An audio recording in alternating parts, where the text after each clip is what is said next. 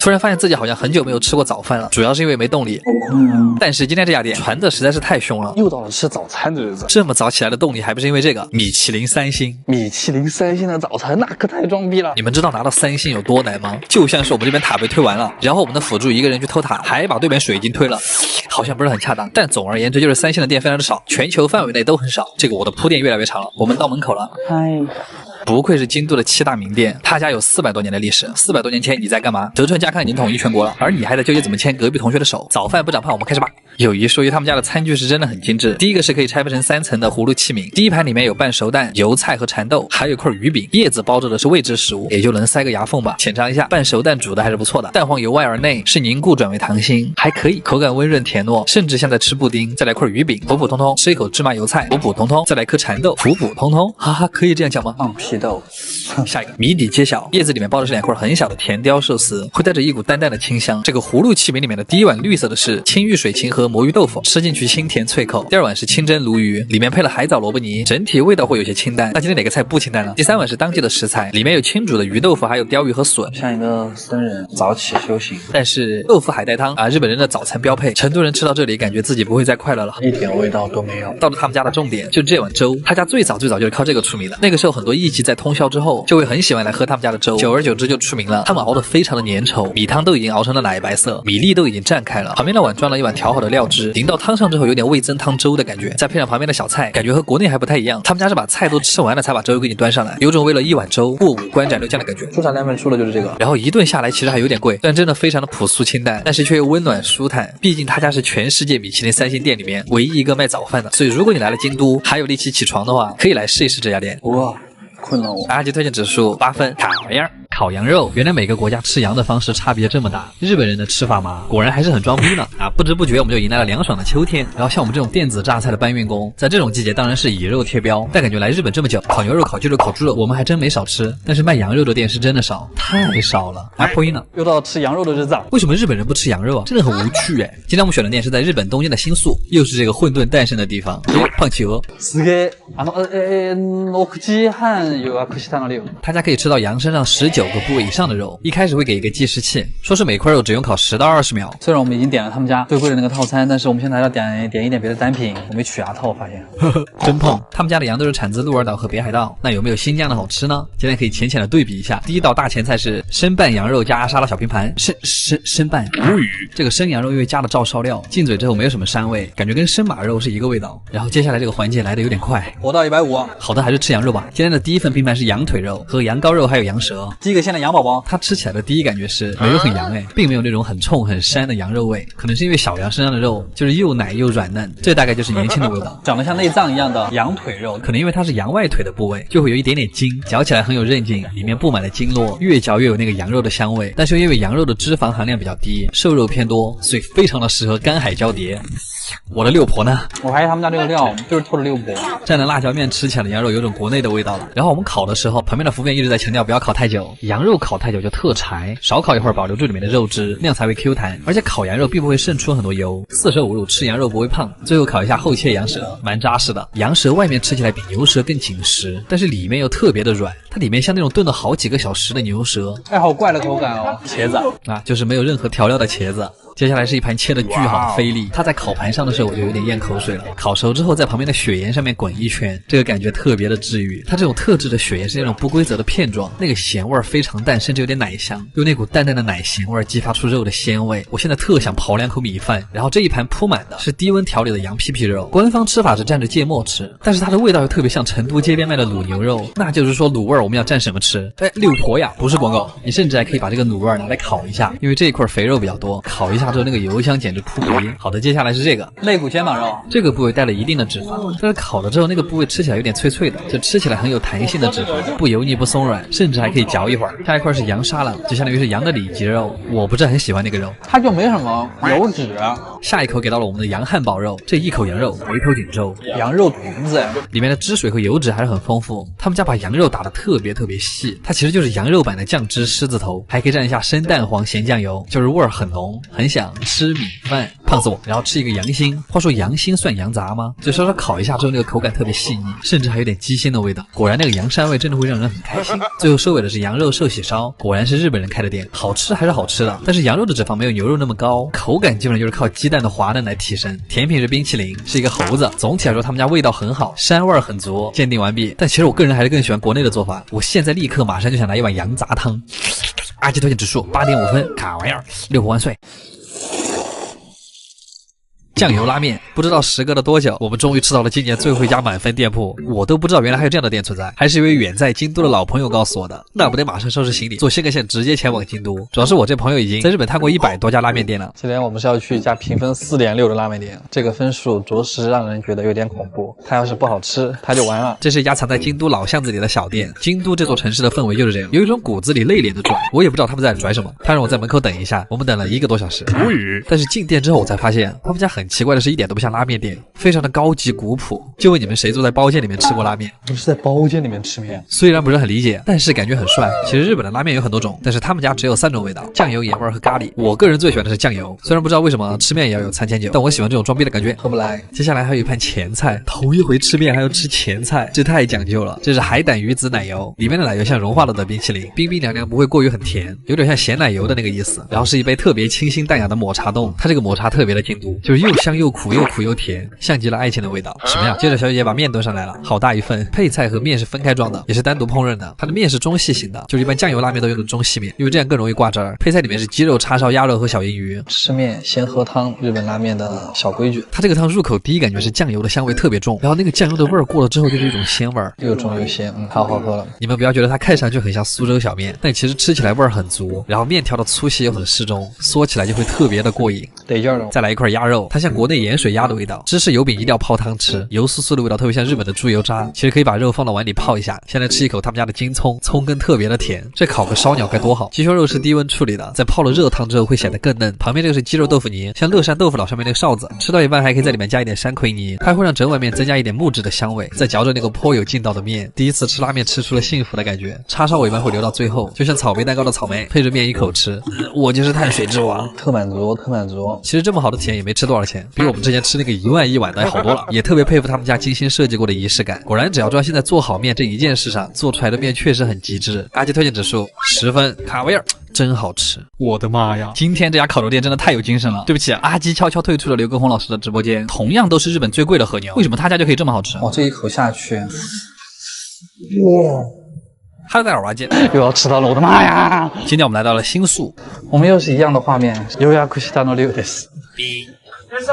おしゃれ。不知道为什么这家店有一种高级的感觉。我们开始吧。前菜是竹笋、花生芦笋，还有孜然土豆丝儿，这太有精神了，根本没人想吃。好难吃啊！我们今天直接跳过前菜吧。这是我们今天第一盘烤肉，长条薄切牛舌。它切这么长有个好处，就是可以卷着别的东西吃。这次搭配的是小嫩葱，嫩葱那种细碎的齿感，再配上薄切牛舌那种又软嫩又弹牙的质感，就是不仅嚼起来很开心，而且嫩葱刚好又调带了牛舌的那股油脂味，好吃。接下来这个是熟悉又陌生的逃不掉的生肉环节，还好只是一块寿司，寿司就会显得生肉合情合理。它是备注加上生和牛，还有它是寿司呀。接下来是我们的老朋友横膈膜肉，这个部位还有个叫法叫心头肉。我发现他们家的每一个菜都像一个单独的小摆件。横膈膜肉就是口感特别细腻，它那个柔软程度就像在吃一块肉感十足的棉花，再配上一点他家的秘制柚子酱。它不像普通和牛那样一下就化开，而是很有嚼头的那种，而且还有一种和牛脂肪的奶香，真的很绝。接下来是厚切牛舌，用的也是牛舌舌根的位置。它烤的时候那个噼里啪啦的声音，让我心里真的很痒。厨师夹起来的一瞬间，你都能闻到空气中的牛舌味。还是怎么做到表皮是脆的，但里面是生软的状态？好肥啊，好爽啊，好香啊！它这个嚼起来就是比内脏要柔软，但又比肥肠有嚼劲。当还在回味这块牛舌的时候，服务员趁我不注意，一盘生肉悄悄端了上来。我发现这种高级烤肉店的套路就是分量不够，生肉来凑，真的是商场如战场。商场说回刚才这盘生肉，它用的是那种很肥的碎肉，它没有任何的蘸料，就是直接这样吃的。其实并没有那么可怕，它是一种若有若无的甜味。接下来这个是今天的极品牛肩肉的寿喜烧，烤好之后会和他们家的秘制甜酱放在一块儿，它这个酱是那种酱油风味的照烧酱，好甜好鲜啊！它表面上那种焦焦的味道和咸甜的酱汁加在一块儿，送进嘴里就是弹牙爆汁。接着是一块油煎里脊肉和薄薄的2片黑松露，煎的里脊肉虽然很软，但是它特别油腻，进嘴的一瞬间就是黑松露的汽油味，就是汽油牛排。哇，我们的老敌人长命百岁草。算了，我不想活到150了。然后是今天最贵的一道菜，厚切上等里脊。这块肉你一口还真塞不下，看上去很难嚼，但因为雪花很多，轻轻一咬就能下来。果然里脊肉还是要烤出来才会有那个嚼劲，因为本来就很肥了。最后的烤肉是和牛寿司烤肉，先用烤好的牛腿肉裹满酱汁，然后再把蛋黄戳破，最后连肉带饭一块裹进去。哇，那股蛋液的香味马上就能和酱料交织在一块儿。哇！再加上和牛那个鲜味，直接炫到你的天灵盖。阿基推荐指数9.5分，卡玩意儿。真满足，我觉得今天这家店是真的把我可爱到了，每道菜用的什么食材都还专门写给你看。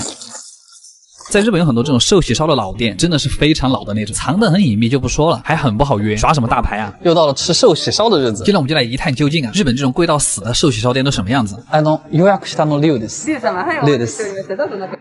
6度3分で。はい、すき焼きは2回ですね。はい、今ご案内させていただきます。对，进这种店的第一步一般都是脱鞋，然后你们就会发现，把我们带上楼的、带进房间的，再是介绍菜单的，最后是帮我们烤肉的，是4个不同的姐姐，感觉莫名的高端。点菜的流程非常复杂，但总结下来其实就是超贵跟巨贵2个选项。还好这家店的前菜只有1道，这道菜就叫水无月。这其实里面每一小坨都还挺精致的。这个是鸡蛋红豆糕，吃起来像那种微微泛甜的鸡蛋布丁，我喜欢。然后是一块不知道涂了什么酱的烤鱼，上面是芹菜的碎末，非常清奇的搭配。然后是一小颗牛肉，他们专门在牛肉的外面涂了一层牛肉末。接着是一些6月限定的蔬菜，然后上了2盘巨可爱的刺身拼盘，这颜值比味道还要好。鲷鱼、金枪鱼跟乌贼蘸蘸酱油就可以吃了，但海胆还是要好好品味的。拼盘最上面是一坨和牛寿司，肉只有外面的一圈是熟的，吃起来巨嫩，特别美妙。然后是一份类似茄子煲的东西，它这个味道真的是巨奶，就像加了奶油一样。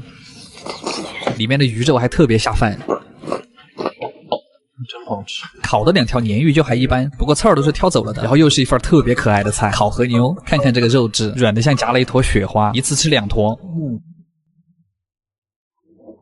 巨软，不知为什么又想听莫文蔚的歌了。然后看到阿姨悄悄的把锅端了进来，我就知道我们要到最后的主菜了，一份寿喜烧，一份小火锅，这个也是阿姨全程帮我们弄，我们就不糟蹋了。吃之前还要介绍一下各个蔬菜的产地，然后2个套餐里面总共有6片和牛，其实已经很多了哈。然后都是6种不同的吃法，特有仪式感。第一片是蘸着生鸡蛋液吃，哇，这个生鸡蛋液可以把和牛脂肪的那个甘甜给衬托出来。然后是柠檬秋葵味儿，又是奇怪的组合呢。火锅涮的就完全不同，强调着这种蔬菜的清香。然后这种高级餐厅的甜品你们都懂的，肯定会是什么昂贵的水果。阿基推荐指数9分，卡玩意儿。我去，原来高级和牛店的和牛还真不一样。哈喽，大家好，我是阿基。最近我也是看了很多高级料理店的视频，那个具体是哪个美女我就不说了，就是你们说吧。和牛这个东西也算是日本的标志性产物之一了，其中松板和牛就是里面非常非常高级的一种。那为什么我们不直接去松板市吃这个呢？今天也要继续努力折腾自己的。我们这一次在网上找的这家店是在松板市唯一有元祖称号的一家店，因为日本的广告法很严格嘛，就如果这家店敢在招牌下面写元祖2个字的话，那证明这家店肯定还是有点东西的。从进门到现在一直有个和服阿姨跟着我们，简单的看了一下菜单，有点发抖，但是为了假装不是第一次来，我还是非常娴熟的点了2个套餐，开始上我们的第一个前菜了。这薄的跟我2次元的女朋友一样，这个肉确实是巨嫩，就是有点不太好夹起来。第2个小前菜是茶煮和牛，就真的只是用茶煮的牛肉，不过确实还是挺清香的，这个还真有点好吃，就是吃茶的那个清香和脂肪中和之后的味道。接下来还是前菜，怎么那么多前菜啊？每一个都很精致啊！这是金箔吗？下面那个是和牛做的牛肉末，然后接下来就是今天的第1道主菜了。阿姨先是铺好炭火，然后从外面端来了今天我们点了2块顶级松板和牛，全程也不用我们自己烤，什么酱料配菜都是阿姨全部帮你弄好。毕竟这么好的食材还是不能被我糟蹋了。我不知道为什么哈，可能是它那个酱汁的原因，烤出来的烟味巨香，中途还会用洋葱给牛肉补料，非常讲究啊。到碗里之后就是这个样，和牛的汁水非常好的全锁在里面，一口咬下去可以爆汁儿的那种。然后就是各种的蔬菜，当然一片牛肉肯定是吃不饱，我们就加了一个寿喜锅和1碗和牛盖饭。我还是第一次看到寿喜锅原来是这样做的，面粉之后加酱料再和牛肉一块儿煮，我都已经闻到香味了。先把我们的蘸料弄好，虽然就只有这一片牛肉，一个套餐也就这一片，不过用生鸡蛋蘸着它吃是真的很爽，肥瘦均匀。我就想问锅里还有吗？啊，不好意思先生，加1万块呢。不愧是本格寿喜烧，价格也很本格呢。还好吃完之后还会有蔬菜，哇，又是一锅满满的多巴胺。不过最后我们还是需要一点碳水。我又不是艺人，我减什么肥呢？隆重向大家介绍我的好朋友，和牛盖饭，上面铺满了厚蛋烧还有牛肉粒。你们看这个牛肉，就着刚才的蔬菜一块儿吃。真的绝子。最后的甜点是一道现烤的年糕，这个真没啥特点。然后还有一个亲僧运过来的哈密瓜，哇，这一顿吃下来其实还是一个大满足的动作。虽然一直有个阿姨在这儿，但是阿姨人还是很好的哈。整个体验如果不考虑价格的话，我觉得可以给10分，特别好吃，卡玩意儿。我去，你们看今天这个寿喜烧，其实自从上次之后就没吃到过像今天这么好的店了。这才是寿喜锅最好的味道。哈喽，大家好，我是阿 Z， 是不是很久没来吃寿喜烧了？然后我今天就在网上搜，就看到了这家比较破的小店，但是我一看他们家的开店日期，我惊了，1886年，那个时候我还在上小学，所以我就很好奇，是什么让他撑了这么久都没倒闭？すみません。リュウです。予約しましたリュウです。他家这个榻榻米我踩上去都在响，不过他们家氛围是真的挺好。我挑了一个坐在窗边的位置，窗户打开就是后面的庭院。はい、お願いします。ありがとうございます。少しだけ追加したいけど、トークでいいです。1、2枚。这个就是他们家的菜单，上面基本上就只有牛肉跟酒，牛肉还分贵的跟便宜的，就都试一下哈。じゃあ最初はこちらで。これは自分で焼きますか？来看看便宜牛肉跟贵牛肉的区别啊。这是3000一盘的肉，这个是3800一盘的肉，它上面的油会很多。我们还是先让小姐姐烤便宜的吧。下菜的小姐姐真的是非常的认真，然后就是餐满寿喜烧的料，看起来非常爽。然后等它煮开就可以了。这个葱根的味道真的巨香。对了，这个鸡蛋液，我上次看到有人直接把它丢到锅里煮，也不是不行，也是可以的。它这个其实是用来蘸这个肉的，反正你怎么吃都可以。用这个带了一点葱香的牛肉，裹满刚才搅好的生鸡蛋液。这一口真的太绝了，墨鱼丝也煮好了，这个魔芋丝裹鸡蛋液的效率真的很高。脆嫩脆嫩的口感，你也可以把它煮久一点，煮到那种一夹就断的样子，也很好吃。然后我们再来试一试贵的那盘肉，它就是更大一片，再浇上一点酱汁，等它变色就可以吃了。因为它这几块肉脂肪比较多，所以就很适合配着米饭吃，特别的下饭。这个就是刚才那块最大的肉，再往嘴巴里送一大块米饭，就很过瘾了。你还可以用和牛卷着大葱吃。其实我之前也不怎么吃葱，但直到我尝到了葱根其实是甜的之后，就爱上了大葱。茼蒿也差不多了，也可以用它跟葱卷在一块吃，双重美妙。最后再来一块豆腐，这个才是豆腐的正确做法呀。再来一块肉卷茼蒿，今天也是寿喜烧大满足。不过残念的是他们家并没有甜品，买完单之后自己去便利店买个甜品吧，还是这个雪大福最好吃。好啦，阿基推荐指数9分，卡玩意儿。今天这顿寿喜烧啊，真的是吃出了疑惑 ，respect。Hello， 大家好，我是阿金。上一次我们不是去了一家1886年开业的寿喜烧店吗？那非常的好吃，所以我又去搜了一家。今天这家店更夸张，1872年开的业。我那个时候好像才刚上初中。话说1872年到现在已经有149年了，还差1年就可以到那个了。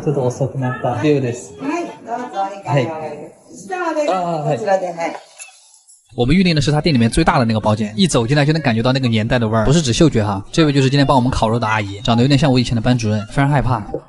他家也是不能点菜的那种餐厅，只有一个贵的套餐跟一个便宜的套餐。那我们两个都点吧。接着热油热锅的时候会给你上一点小菜，先上的是煎鱼刺身。为什么来吃寿喜烧我也要吃生的？然后这个比较好吃，是一碗荞麦米饭，里面还有一坨烤的鳕鱼，就着荞麦米一块吃，感觉自己可以活到199。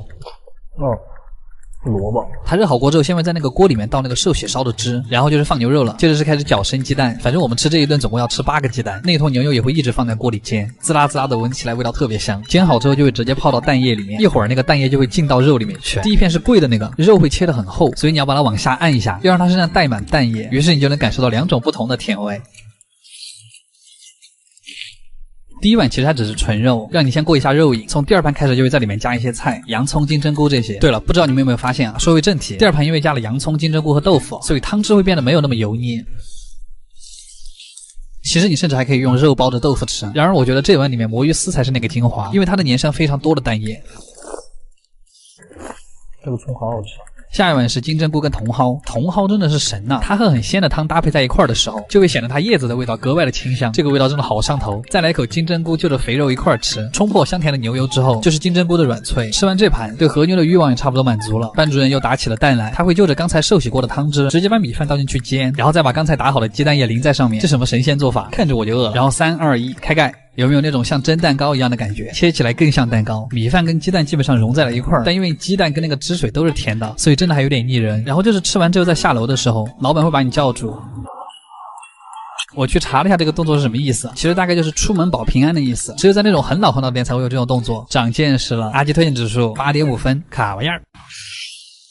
寿喜烧最早起源于日本的古早年代，但都过了几百年了，它为什么还这么受欢迎？又到了吃寿喜烧的日子。今天我们去的这家店，我自认为的天花板，因为它好像除了贵就没什么缺点了。这个一进店就是一如既往的日式浮夸装修，每桌都是独立包间。我猜来这儿吃饭的人多多少少都有点隐私，阿姨一般会跪在旁边把所有的菜都给你弄好，你啥也不用管，只用管好信用卡的额度就好了。他家的前菜依旧非常的精致，这个好像是山楂豆腐，吃起来酸酸甜甜的，一道滑嫩的饭前甜品。这个冬瓜鳗鱼还挺惊喜的，冬瓜那股淡淡的清甜反而降低了鳗鱼的存在感，在日本算最清淡的前菜了。再来一口苦瓜海葡萄，嘎吱嘎吱的口感。话说南方人都吃过海葡萄吗？为什么我连海葡萄都没有吃过？第二盘前菜是刺身，有章鱼、金枪鱼和鲷鱼啊。今天不是吃寿司就直接跳过吧。然后就开始做寿喜烧了。第一盘是2片 A5 双酱，5200日元一片。他家的特点是每一片肉都会给你搭配不同的配菜，就是一肉多吃，特别讲究。我们的第一片就尝试一下包萝卜泥和豌豆苗吧。它这一片和牛真的太大了，你们知道第一口进去的口感是什么吗？就是一种直冲天灵盖的鲜甜，是那种肉类脂肪独特的甜味，超级的软。因为脂肪分布的特别均匀，入口就特别顺滑，再加上那个酱汁和萝卜泥的甜味，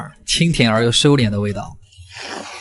下一片是一块超大的里脊肉，这个我们还是跟蛋黄液一块吃，先用肉把它挤爆，然后再用你们的2颗小门牙轻轻的把肉分开，吃的时候就是一顿操作，往自己的嘴巴里面加 buff， 唇齿间真的牛肉所过之处，处处留着和牛的香味。就这一口那个味道，就值回今天的门票钱了。用芦笋蘸着剩下的蛋液，有那么一瞬间觉得蔬菜里面都充满了肉香。我发现就是不管夏天有多热，吃寿喜烧还是香的。这几天东京真的很热，大家也一定要好好防晒。看来是锅里的蔬菜，其实这里面我最喜欢的是茄子，就是茄子这种特别吸汁的东西很适合寿喜烧，所以茄子不管是外面还是里面都特别香，要不然茄子肉末为什么那么下饭？它也要裹满蛋液，这样会更加嫩滑，一口下去满嘴爆甜汁，而且茄子的奶香也很浓，我现在就可以干4碗饭。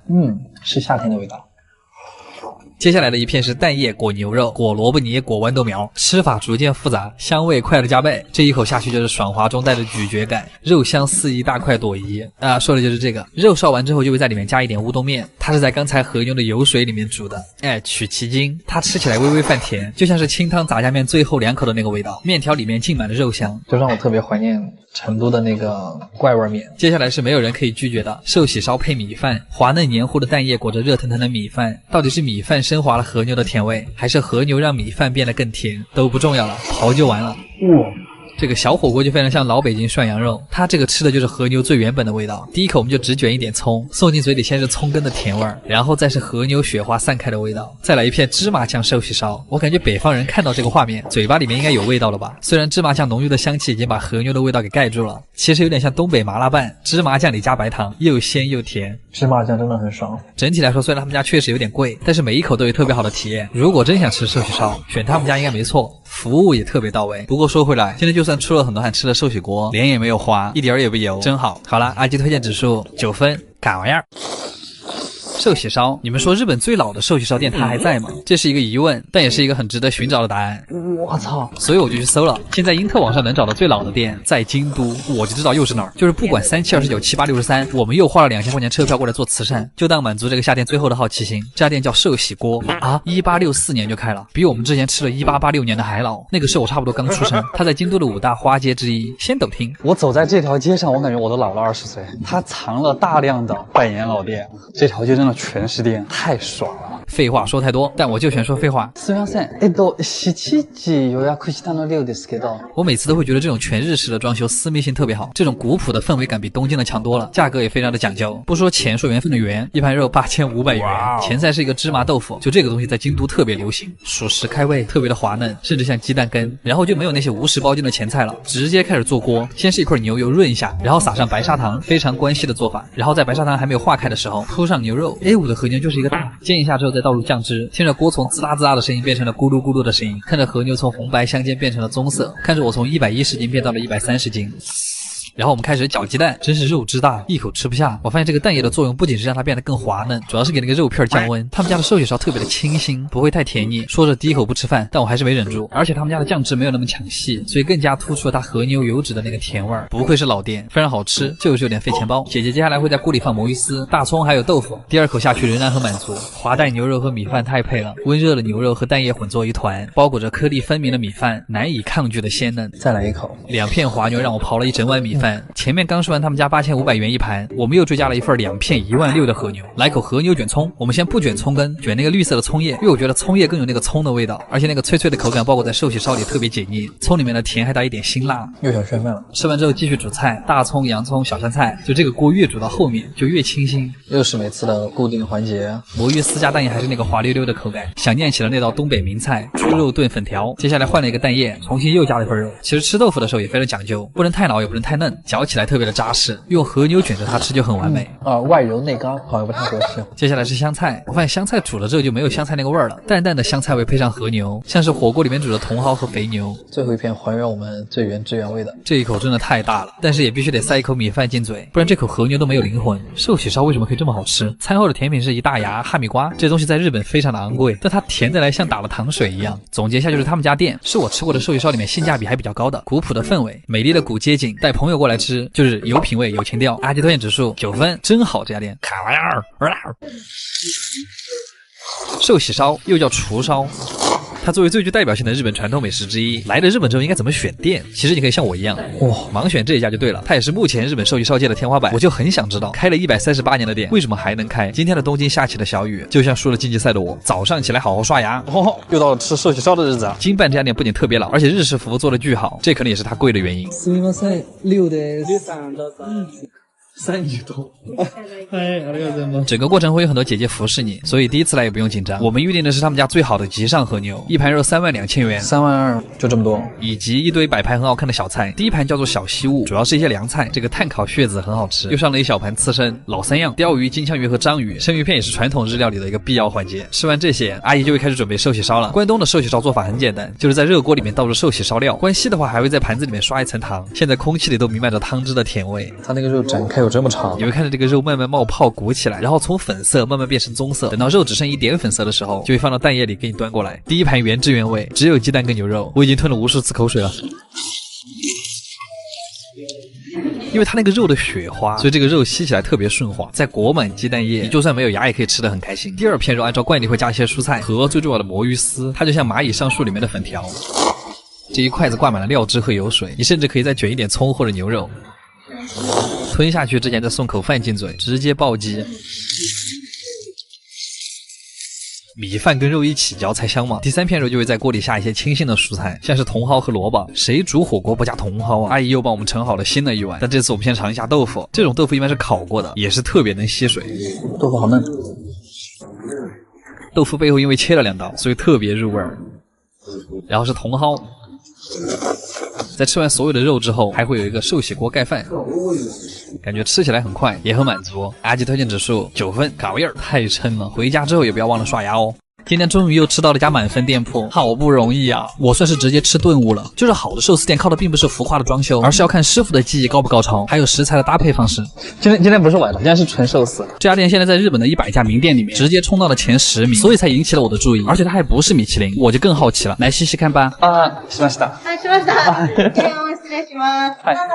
人多一点。后边年迈的那位是今天的主厨，旁边这位就是他徒弟。我看他就在旁边疯狂的开生蚝。今天的第一道前菜是3个小菜，看到这个毛豆我还是有点疑惑，这就是普通的毛豆。然后这个小菜我很喜欢，就是腌制的鱼肉上面配了一坨梅子酱。就是梅子味道的腌鱼，特别爽口。接下来的刺身还挺有仪式感，就是师傅切好了之后会一片片放在你面前。第一个是鲷鱼卷的什么什么草，草本味很重，吃起来很清新，翅背就很有嚼劲了。我称它为荤海带，你们懂那个口感吧？脆嫩脆嫩的。然后这个应该是青花鱼，它的做法很不一样，很浓的烟熏味，就像那个干木柴烧起来的味道，搭配着一点小葱，特别香。然后是老朋友茶碗蒸蛋，料都是藏在下面的，是扇贝肉和鸡腿肉，老朋友还是这么好吃。然后接下来上了一份我巨吃不来的菜，生的生蚝，不过还好的是它没有很腥。但我就想问，你们喜欢吃生的生蚝吗？我反正有点吃力。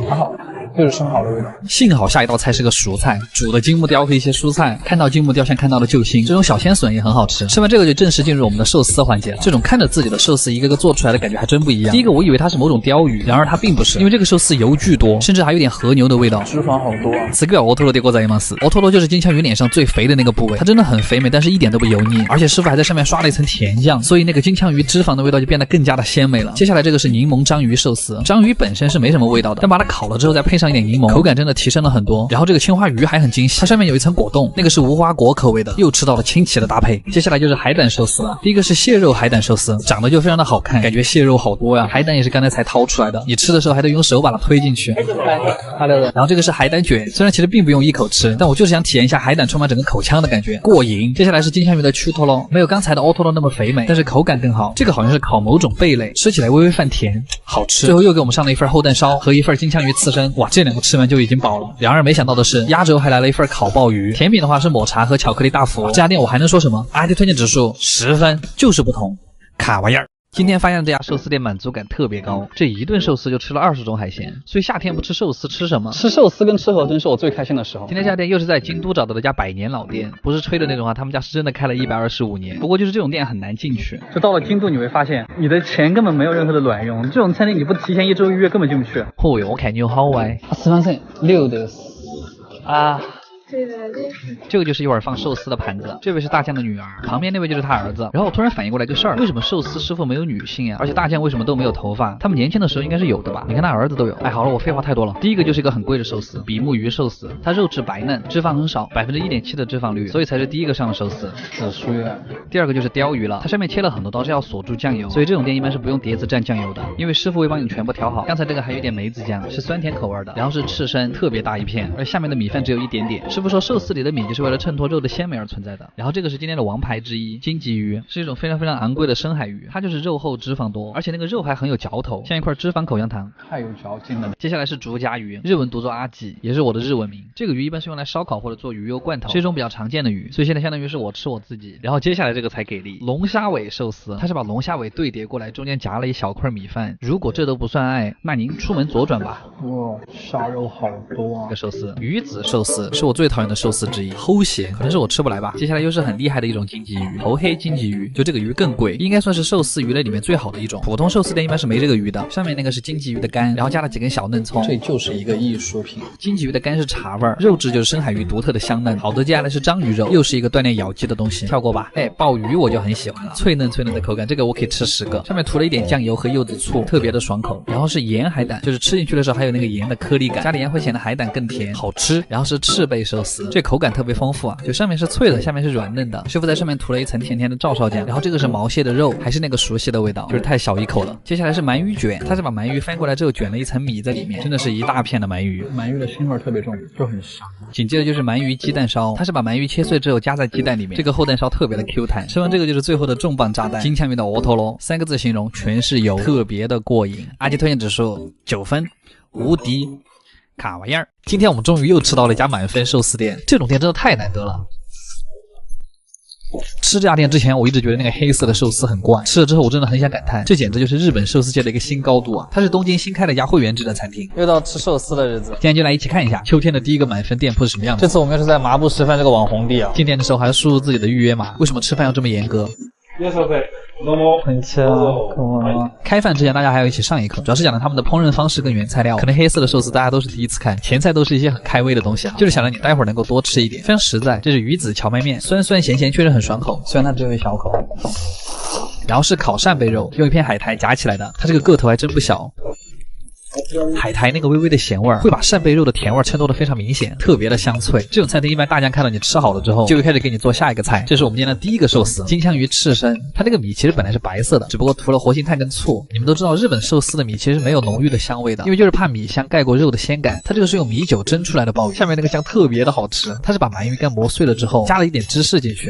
哇，神奇的鲜味，就是爆干的茶香加上芝士的味道，我感觉像在吃巧克力酱。又上了一份啊！然后这个是金枪鱼里面最好吃的部位，秋头喽，你们就当是鱼里面的和牛好了。看到这个雪花了吧？这个就是金枪鱼才有的肥美。下面那个是海带末，刚好中和了脂肪的油腻感。哦，接着这个菜又很厉害，它还在炸的时候我就闻到味道了。松茸海鳗天妇罗，就是松茸中间夹着一块海鳗，裹上面粉之后丢到锅里炸出来的。被炸过的松茸味道特别的大，连鼻腔里都是蘑菇的味道。松茸三明治，你们看到师傅正在切的这个牡丹虾了没？配上虾卵之后刷了一层薄薄的酱油。其实虾卵本身没什么味道，但它让整个寿司有了颗粒感，吃起来更爽了。我现在整个嘴巴里面都是这一只虾，喝口汤缓解一下。然后这个黑色的是关东煮里面的萝卜，黑色的成分是活性炭哈，上面铺了一些帝王蟹的蟹腿肉。它真的就是那种淡淡的咸甜口味，但是那个味道又会在你的嘴巴里面缠绵，很温柔的味道。其实我们下面还有很多菜，但这个真的是我第一次要分上下集才讲得完了。那我们明天继续看玩意儿。上一次的满分寿司一时没把它讲完，因为这家店的大酱实在是太耿直了。但上一次其实我们只讲了一些无实包茎的东西，今天是正儿八经的吃黑寿司。我发现我废话真的好多。在嗦完了那一碗很美味的黑色关东煮之后，大酱就开始给你做下一个寿司了。看那个肉的花纹应该是欧托罗，你们看这个手法，看得我很爽。但好像又有很多人在问我欧托罗是什么东西，其实就是金枪鱼肚子上靠近脸的那块肉，因为太肥了，所以就叫大鱼腩。味道有点烟熏的味道。我发现这种很肥的鱼肉就和那个黑米的醋酸很配。接着这个是金目鲷寿司，这个鱼胶原蛋白特别丰富，所以你嚼的时候甚至有点像在嚼猪皮。那它的皮下脂肪还是很鲜美的，上面是加了一点柠檬皮的碎末，所以吃起来挺爽口。然后是这个，哇，我超喜欢这个烤北极贝，大家只是把它的边缘跟表面烤了一下，它里面的还是鲜嫩的那种。好有嚼劲力。我发现贝类嚼起来都特别的解压。然后这个鱼是芝麻鲷鱼，其实就是那种没什么味儿的鲷鱼，很清淡的口感，但是里面加了很多的芥末，吃完整个人都很精神，大酱根本不会让你停下来的。这是涂了一层照烧酱的血渍，鳗鱼的近亲，但是口感更弹。薄荷的味道，因为是草本里面提取出来的糖分，所以还有淡淡的草香。接着看样子是要卷起来了，它这个真的是卷了一大坨金枪鱼肉末，最后点缀一些酱油，这种手卷的饱腹感特别的强。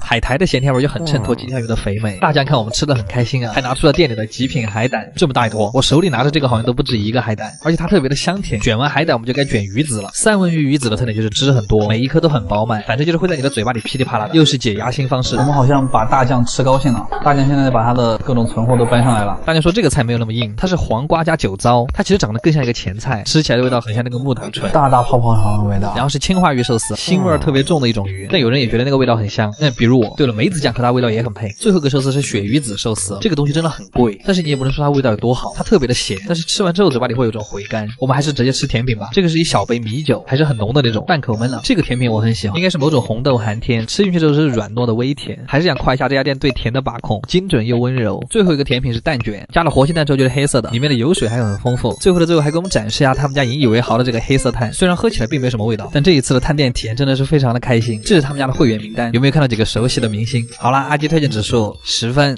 特满足，卡玩意儿。今天去的这家是直接把爷给吃笑了。我跟你说，你要是再跟我上前菜，我要生气了哈。你说前菜好吃也不能上这么多吧？这光前菜就吃了我2个小时。Hello，大家好，我是阿 Z， 今天就突然很想吃那个，又到了吃寿司的日子。这家看网上评分好像还不错。这种稍稍高级一点的餐厅一般都是没有图片的，非常傻，但是师傅非常帅，所以我们就点了一个欧玛卡塞的套餐。欧玛卡塞套餐意思就是指你爱上什么上什么吧。不过桌上也有写一些本日的食材推荐。第一个前菜是2颗螺丝，其实这个肉还挺多的，很浓的海盐味。作为小菜的话，味道其实还可以。接下来这个就比较重量级了，生的白子。我其实是有一点不敢吃的，视觉上面过于震撼。主要是这个它还是生的白子，生白子。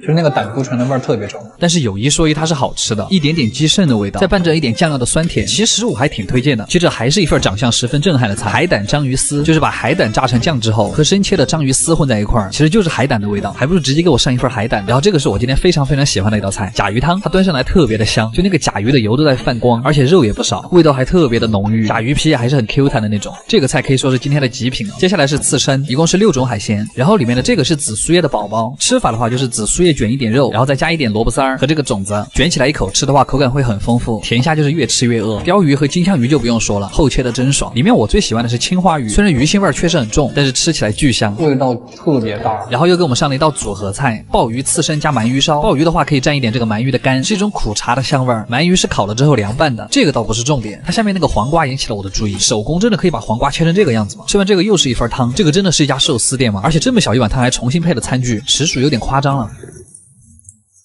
不过他家汤为什么都这么好喝啊？然后是一份西京烧烤鲷鱼，是一种甜口的烤鱼肉，味道香香甜甜，上面涂的那个应该是蜂蜜。接下来你想不到吧？我们还有前菜，我真的要生气了。茶碗蒸蛋，里面是一坨很大的蟹肉。2个小时过去了，我们终于吃到了最后一份前菜，海老味增汤。这碗汤下肚之后，我也已经忘了我今天是来吃什么的了。直到服务员端上来一盘寿司，从未这样期待过寿司。这家店的经营理念是不是先让顾客饿2个小时，这样最后的寿司就显得无比的美味？像那个青花鱼寿司，鱼肉已经把米饭完全包裹住了，蘸一丁点酱油，特别过瘾。海胆寿司还是寿司之王啊！阿基推荐指数8分，卡玩意儿。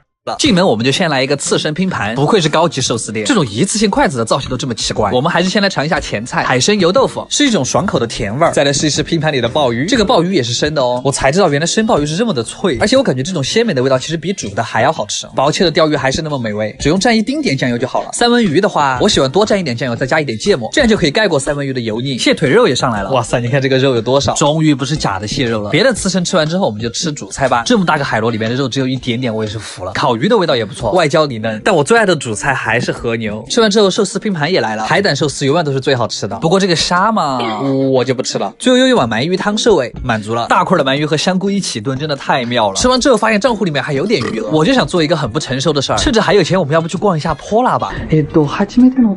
因为是第一次来逛这么贵的牌子，所以我就直接让服务员推荐了。在试用了几款产品之后，最后买了一瓶黑爸的化妆水和一瓶洗面奶，我的心都在滴血呀。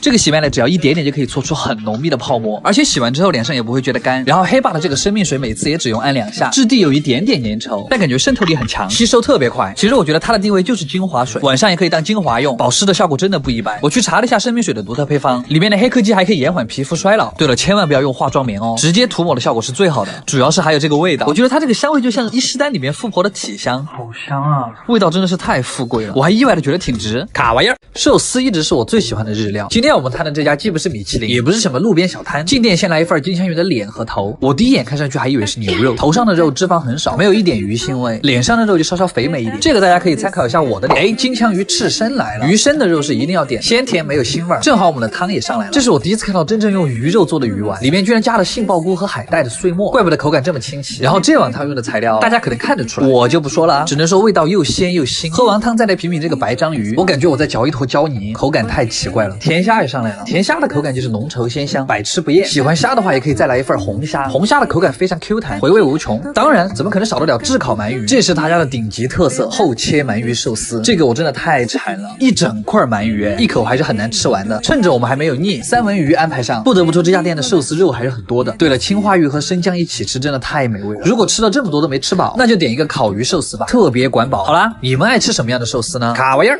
今天买的是711的鸡蛋肉末盖饭，先煨个锅。刚才被叫到办公室说吃饭的时候不能太张扬，那我就一脸不张扬的吃饭吧。我还是第一次在日本吃这种肉末便当，厚厚的肉末看起来还可以，肉饭比例大概1比1吧，但说实话我感觉这一小盒根本吃不饱，日本人真的太斯文了。所以我下了班就马上跑过来吃这家元祖寿司，是日本一家超便宜的连锁寿司店，比之前我向大家介绍的海鲜三七感还要便宜。先来一盘樱花卷，